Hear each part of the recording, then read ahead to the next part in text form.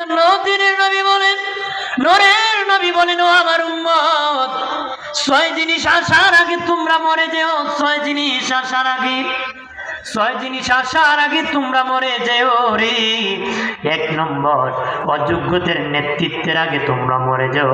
ফাসিকদের নেতৃত্বের আগে মরে যাও, অযোগ্যদের নেতৃত্বের আগে তোমরা মরে যাও। বলেন, সমাজটা কি যোগ্য নেতৃত্ব চলছে না অযোগ্যদের চলছে? ফাসিক বিচার করতেছি, ফাসিক নেতৃত্ব দিচ্ছে, যে দাড়ি কাটে সেই ফাসিক। কথা বলে ঠিক কিনা? এরকম সমাজ চলতেছে কিনা? এরকম চলতেছে। অযোগ্যরা নেতৃত্ব দিচ্ছে, যার ইসলাম সম্পর্কে ধারণা নাই, তারা মুসলিম বলে দাবি করে ভোট নিচ্ছে। কথা বলে চলছে কিনা? সময় আসলে কত ধর্মের বয়ান করা হয়, কত কিছু বলা হয়, কিন্তু সময় চলে গেলে বাড়ি সালাম দেওয়া পাওয়া যায় না। কথা বলে আছে কিনা? অযোগ্যরা ভরে গেছে, অযোগ্যদের নেতৃত্ব চলছে। কথা বলে।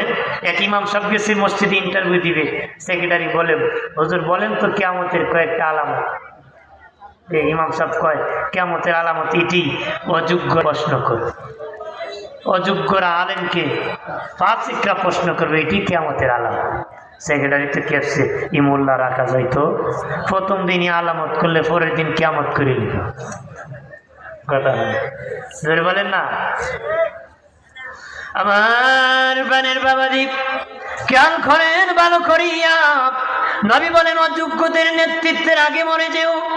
2 নম্বর, নবী বলেন, পুলিশ বেড়ে যাবে, প্রশাসন বেড়ে যাবে, ওই সময় পাপও বেড়ে যাবে।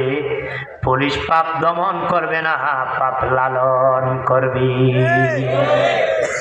দমন করবে না প্রশাসন, পাপের নেতৃত্ব দিবে, নিজে পাপ করবে, পাপকে পাহারা দিবে।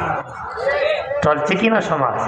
জোরে বলেন। পুলিশ কায় রাস্তায় দাঁড়ায় দাঁড়ায়, হ্যাঁ আছে না বাবাজি? আগে এত প্রশাসন ছিল না, দেশে এত চুরি ডাকাতি ছিল না, হত্যা ছিল না, দর্শন ছিল না বাবা, মিথ্যা মামলা ছিল না, জবরদখল ছিল না। এখন মিথ্যা মামলা বেড়েছে, জবরদখল বাড়ছে, দর্শন বাড়ছে, ইফটিজিং বাড়ছে, প্রশাসন পুলিশও বেড়ে গেছে। নবী কয়, এক সময় পুলিশ বেড়ে যাবে, কিন্তু তারা পাপ দমন না করে, পাপ লালন করবে, পাপকে তারা লালন করবে, পাপের লিটারি দিবি, পাপকে তারা ধরে রাখবে। এর আগে উম্মত তোমরা মরে যেও রে, এই পাপের জগতের আগে মরে যাও। 3 নম্বর, দিনের নবী বলেন, মায়ার নবী বলেন, রক্তের মূল্য কমে যাবে, রক্তের মূল্য কমে যাবে, রক্তের মূল্য কমে যাবে গো। রক্তের মূল্য কমে গেছে, বাবার কাছে সন্তানের মূল্য নাই বাবা, রক্তের মূল্য নাই। একটা গরু জবাই করতে মায়া লাগে, একটা ছাগল জবাই করতে মায়া লাগে রে, মানুষ মানুষকে মারতে মায়া লাগে না রে। মানুষ মানুষকে খুন করে ফেলে, হত্যা করে ফেলে, একটু মায়া লাগে না। রক্তের মূল্য কমে যাবে। কি বলে যাবে? রক্তের মূল্য কমে যাবে, রক্তের মূল্য কমে গেছে, রক্তের মূল্য কমে গেছে বাবাজি। কেমন কমছে বাবা? মা সন্তানকে মেরে ফেলতেছে, সন্তান মাকে মেরে ফেলতেছে। এত বড় রক্তের দাম কমে গেছে, মানুষ মানুষকে জবাই করে দিচ্ছে। 5 নবী তারপরে বলেন, বন্ধন ভেঙ্গে যাবে, বন্ধন, বন্ধন, পিতা পুত্রের বন্ধন ভেঙ্গে যাবে, মা ছেলের বন্ধন ভেঙ্গে যাবে রে, বন্ধু বন্ধুদের বন্ধন ভেঙ্গে যাবে। আগে 1 কুয়ার পানি 3 গ্রাম মিলে খাইতো, এখন বাবা বাবার ছেলে 1 টিউবওয়েলের পানি খেতে পারে না রে। মিথ্যা কইছি নাকি? আগে 1 কুয়ার পানি 3 গ্রাম মিলিয়া খাইতো, আর এখন বাবা 1 টিউবওয়েলের পানি বাপ বেটা মিলে খেতে পারে না। ছেলে যদি টিউবওয়েল বসায়, ছেলের বউ শাশুড়ি কুটা মারে। কথা কোন ঠিক কিনা? শরম করে না? টাকা তো দিল না, পানি খাও না কি খাও, এরকম ভাবে খোঁচা মারতেছে। ঝগড়া বেড়ে গেছে, বন্ধন ভেঙে গেছে বাবা। বন্ধু বন্ধুর সাথে বন্ধুত্বের গাদ্দারি এসে গেছে। মতলব ছাড়া কেউ 1 কদম সামনে যায় না, স্বার্থ ছাড়া কেউ সাথে কেউ কথা বলে না, স্বার্থ ছাড়া কারো বাড়িতে কেউ যায় না। মতলববাজির যুগ এসে গেছে, নবী বলেন এর আগে তোমরা মরে যেও রে। এরপরে নবী বলেন এমন সময় আসবে গান বাজনা মানুষ করবে, ঢোল বাজনা করবে, ইসলামিক কাজগুলা ঢোল বাজায় মানুষ বাজাবে, গান গেয়ে গেয়ে শোনাবে। বাবা নবী বলেন গান হলো শয়তানের মন্ত্র, বাজনা হলো দাজ্জালের হাতিয়ার। গান হলো শয়তানের মন্ত্র, বাজনা হলো দাজ্জালের হাতিয়ার। যারা গান গায়া দুনিয়ার মধ্যে আওয়াজ শুনলো তারা কিয়ামতের দিন কানে রুহানিয়াতের আওয়াজ শুনবে না রে, রুহানিয়াতের আওয়াজ শুনবে না, হাত কাল হয়ে যাবে। একটু চিল্লায় বলি না আউযুবিল্লাহ। আমার বানের বাবাজি হযরত ইউসুফ নবীর 10 সন্তান ষড়যন্ত্র করলো ভাইকে মেরে ফেলবে। বাবা ওই জঙ্গলের মধ্যে নিয়া ইউসুফ নবীকে বাবা তারা উলঙ্গ করা শুরু করলো, উলঙ্গ করা শুরু করলো। ইউসুফ নবী কয় ভাই উলঙ্গ করিও না। তারপর তারা মানে নাই, কি করো একটা রশি বেঁধে ইউসুফকে কুয়ার মধ্যে তোমরা ফেলে দাও, কুয়ার মধ্যে ফেলে দাও।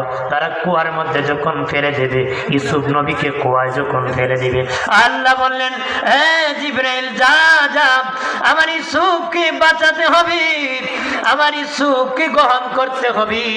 আমার ইউসুফ কুয়ার নিচে পড়ার আগে জিবরিল তোমার কোলে উঠায় নিবারি। জিবরিল কোলে নিয়ে ইউসুফ নবীকে একটা পাথরের উপর বসায় দিয়েছে। আরো যদি বলি, আর এইদিকে 10 ভাই কি করলো, কয় বাবার কাছে কি বলবো, ষড়যন্ত্র করেছি, বাবার কাছে কি জবাব দিব রে। বাবা তারা মিটিং করে কয় বাবারে কইব বাঘে খেয়ে ফেলছে, বাঘে ইউসুফ রে বাঘে খেয়ে ফেলছে। বাবা যদি বলে কি প্রমাণ, একটা ছাগলের বাচ্চা জবাই করে রক্ত কাপড়ের মধ্যে জামার মধ্যে লাগাইয়া বাবার কাছে গেছে, বাবা বড় কষ্টের কথা বাবা, আমরা ইউসুফকে বসায় খেলাধুলা করেছিলাম, ইউসুফ ছোট্ট মানুষ খেলতে পারে নাই, তাকে তখন বাঘে ধরে খেয়ে ফেলছে। একটু চিল্লায় বলি না আউযুবিল্লাহ। কে ধরে খেয়ে ফেলছে? ইউসুফ নবী বলেন আরে বাবা বাঘে দেখে ফেলেছে, প্রমাণ কি? তখন তারা এই জামা বাহির করে আব্বা দেখেন ইউসুফের রক্ত জামার মধ্যে লেগে আছে, এই দেখেন প্রমাণ, ইউসুফের রক্ত জামার মধ্যে লেগে আছে। এমনি ইয়াকুব নবী জামা হাতে নিয়ে এইভাবে নাড়াচাড়া দিতেছে, দেখে শুধু রক্তের দাগ, জামা কোনো জায়গায় ছিঁড়ে নাই। নবীকে ধোঁকা দেওয়া যায়? দুনিয়ার মানুষ মানুষকে ধোঁকা দিতে পারে, কোন নবী রাসূলকে কেউ ধোঁকা দিতে পারে না। উনি দেখলেন রক্তের দাগ, দেখে করি কেমন বাঘে খাইলো, জামারই ছিল না। একবারে কয় খাইছত নি ধরা? হ্যাঁ বিপদে তোরা বাবা আপনি যদি বিশ্বাস না করেন, বাঘ দৌড়াই না দেখাইলে, বাঘ কিদা দৌড়াই না। ইয়াকুব নবী কয় ঠিক আছে বাঘ ধরে আন। বাঘ ধরার জন্য 10 ভাই রওনা করেছে। এক ভাই আরেকবারে কইসুদ্দি বাঘ ধরবে, কেমনে ধরবি, বাঘ মানুষ খেয়ে ফেলে, বাঘ আবার কেমনে ধরবে? কই চল সারাদিন সকাল বেলা থেকে বিকাল পর্যন্ত জঙ্গলে ঘোরাবো, আর বিকালে বাড়ি আসিয়া আব্বা ওই বাঘ আমাদেরকে দেখিয়া ভাগিয়া চলে যায়, আমরা এই পাহাড়ে গেলে বাঘ ওই পাহাড়ে যায়, সারাদিন ঘোরাইছি ধরতে পারি নাই। ষড়যন্ত্র, মিথ্যা। ওই এক মিথ্যার উপর কত মিথ্যা কোয়া লাগে, কি কোয়া লাগে? একটারে করলে 100 মিথ্যা কথা কোয়া লাগে, ওদের মিথ্যা মিথ্যা বলতে হয়েছে। আমার প্রাণের দুস্থ বুজুর্গরা, ওলি আল্লাহর পাগলেরা, সুন্নি জনতা ভালো করে শুনে নাও। তারা 10 ভাই জঙ্গলে গিয়েছে বাঘ ধরার জন্য। জঙ্গলে যাওয়ার পরে দেখে জঙ্গলের মধ্যে একটা বাঘ বাবাজি ভাবে পড়ে যাচ্ছে, তার নিচে পড়ে যাচ্ছে, হেলে যাচ্ছে, কাঁপতে কাঁপতে পড়ে যাচ্ছে। এমনি বাবা 10 ভাই ওই বাঘটাকে ধরিয়া ইয়াকুব নবী দরবারে হাজির করছে। আরো জোরে বলি, আরো জোরে বলি। বাঘকে যখন হাজির করা হলো, হযরত ইয়াকুব নবী বলেন এ বাঘ সত্য করে বলো, তুমি কি আমার ইউসুফ রে খাইছো নাকি? আমার ইউসুফ কি তোমাদের কোনো ক্ষতি করছিল না নাকি? করছিল নাকি? কোনো ক্ষতি করছে নাকি? কেন রে আমার সন্তান রে খাই? আমি ইয়াকুব রে কেন এতিম বানাইলি, আমার ইউসুফ রে কেন তোরা খাইলি? বাঘ আকাশের দিকে তাকায় আল্লাহ, চিৎকার দিয়া বলেন আল্লাহ, আর জবান খুলে বলেন আল্লাহ, আর আওয়াজ করে বলে ইয়া রাসূলুল্লাহ। বলেন পানির আল্লাহ রে, শয়তানের জালে দিন কাটাইলাম হেলে দোলে, আমার জীবন মরণ দিলাম তোমারে, আমার জীবন মরণ দিলাম তোমারে, প্রাণের আল্লাহ রে কেমনে ডাকিলে পাবো তোমারে, প্রাণের মাওলা রে কোথায় গেলে পাবো তোমারে। মারহাবা বলে। খারাপ আমার প্রাণের বাবাজি, খারাপ লাগছে, বক্তার অভাব নাই, আর বলবো কিছু কর তাওয়াজ্জু দিবেন তো, দরবার থেকে যতটুকু তাওয়াজ্জু বরকত পাই বলি, শুনবেন তো? আমার প্রাণের বাবাজি খেয়াল করেন ভালো করিয়া। ও বাবাজি, বাঘ বলে আল্লাহ, ও মালিক, আমরা বাঘ জাতির উপরে তো বড় মিথ্যা অপবাদ সইতে পারি না গো আল্লাহ, জবান তুমি খুলে দাও। বলেন বাঘের জবান খুলে দিতে পারে কে? মানুষের জবান বন্ধ করে দিতে পারে কে? জোরে বলে আল্লাহ দিতেই পারে। বাঘের জবান খুলে গেল, বাঘ ডাক দিয়া কো ইয়াকুব নবী, আল্লাহর কসম কে বলি গো, আপনার ইউসুফ রে খাইব দূরের কথা, কিয়ামত পর্যন্ত কোন নবী রাসূলগণের পশম মুবারক খাওয়া চিরতরে আল্লাহ হারাম করে দিছে। ও ইয়াকুব নবী, আপনার ইউসুফ রে খাইব দূরের কথা, কিয়ামত পর্যন্ত যত নবী রাসূল আসবে তাদের পশম মুবারক পর্যন্ত খাওয়া আমাদের জন্য আল্লাহ হারাম করে দিছে। আর জোরে বলি আমার বানের বাবাজি খেয়াল করেন ভালো করিয়া। ইয়াকুব নবী কয়, বাঘ তুমি তো এত দুর্বল জাতি নারী, কেমনে আমার ছেলেরা তোমাকে ধরলো? তুমি কিভাবে তোমারে ধরলো? ও কয় ইয়াকুব নবী, আমার একটা সন্তান হারিয়ে গেছি, আমার একটা বাচ্চা হারিয়ে গেছে কইছো। ইয়াকুব নবী, আমার বাচ্চা খুঁজতে খুঁজতে কাঁদতে কাঁদতে আমার শরীর দুর্বল হয়ে গেছে, জ্বর উঠে গেছে, অসুস্থতার কারণে আমাকে ধরে আনতে পারছি। ইয়াকুব নবী কাঁদিয়া কয়, বাঘ তোর মতন আমিও রে, আমার সন্তান হারাই গেছে। আর যদি বলি তোর মতন আমারও সন্তান, বাঘ আমারও সন্তান হারিয়ে গেছে। এইভাবে উনি বুঝতে পারলেন ছেলেদের চক্রান্ত, উনি তো নবী বুঝতে পেরেছেন ছেলেদের ষড়যন্ত্র চক্রান্ত চলতেছে।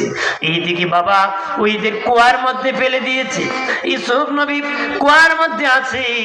10 ভাই তো আবার সমান না বাবা, কেউ আবার দরদ লাগে, কেউ আবার কুয়ার মধ্যে নিয়ে ইউসুফ রে খাবার দেয়। কুয়ার মধ্যে কি মানে 10 জন তার একরকম না, অর্থাৎ এর মধ্যে একজন একটু কষ্ট লাগে, মাঝে মধ্যে নিয়ে কুয়ার মধ্যে খাবার দেয়। কুয়ার মধ্যে কি দেয়? খাবার দেয়। এইখান থেকে একটা বাণিজ্যিক কাফেলা গিয়েছিল, তাদের পানি দরকার ছিল, তখন বলল এইখানে ডুল ছাড়ো, পানির কুয়াতে একটা পাত্র ছাড়ো, এই পানি উঠাবো, পানির প্রয়োজন। কি প্রয়োজন? পানির প্রয়োজন।